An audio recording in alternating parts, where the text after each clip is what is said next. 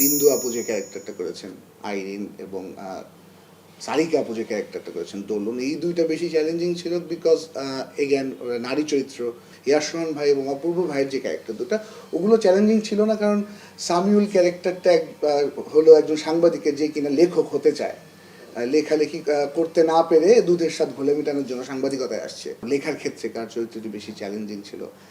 লেখার ক্ষেত্রে আমি বলবো যে আমাদের বিন্দু আপু যে ক্যারেক্টারটা করেছেন আইরিন এবং সারিকা আপু যে ক্যারেক্টারটা করেছেন দোলন, এই দুইটা বেশি চ্যালেঞ্জিং ছিল বিকজ এগেন নারী চরিত্র, সো এই ব্যাপারে অনেক ধরনের আমরা আগে থেকেও দুর্বলতা ফেস করছি যে আমরা দিন শেষে আসলে নারী চরিত্র কতটা ভালো করে লিখতে পারি। সো আমরা ওই ব্যাপারে অনেক সতর্ক ছিলাম, স্পেশালি অনিম ভাই তার যে কোনো গল্পেই নারী চরিত্রকে, বা যদিও আমরা ওনার ডিরেক্টোরিয়াল কাজ খুব কম দেখেছি, কিন্তু হোপফুলি সামনে আরও দেখবো, এবং সবগুলোতেই উনি আসলে ওইটা আলাদা করে পুশ করার চেষ্টা করেন, তার ফিমেল ক্যারেক্টার যেন অনেক স্ট্রং হয় এবং তাদের রয়্যালটাও যেন এরকম হয় যে they are independent of how there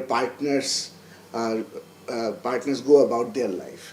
so ওইটা আমরা চেষ্টা করছি। সো ওই ক্ষেত্রে ওই দুটো ক্যারেক্টার বেশি চ্যালেঞ্জিং ছিল। আর সামিউল জহির মানে ইয়াশ রোহান ভাই এবং অপূর্ব ভাইয়ের যে ক্যারেক্টার দুটা, ওগুলো চ্যালেঞ্জিং ছিল না, কারণ সামিউল ক্যারেক্টারটা হলো একজন সাংবাদিকের যে কিনা লেখক হতে চায়, লেখালেখি করতে না পেরে দুধের স্বাদ ঘোলে মেটানোর জন্য সাংবাদিকতায় আসছে।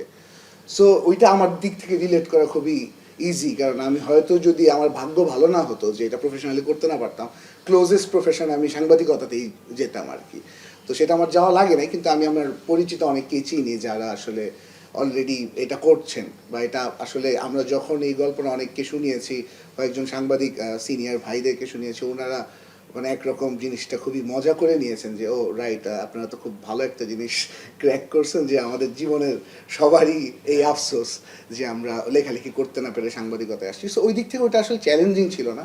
আর যেহেতু লেখক, সো অবভিয়াসলি ওই ইন্সপিরেশন নেওয়ার জন্য আমার নিজের লাইফই আছে। আমি একটা বাম্বলিং ইডিয়েট, বিশেষ করে শাওকি ভাইয়ের সামনে। সো শাওকি ভাই was the template for Zahir মানে অপূর্ব ভাইয়ের ক্যারেক্টার, আর আমার life was the template for Yash Rohan ভাইয়ের ক্যারেক্টার আর কি।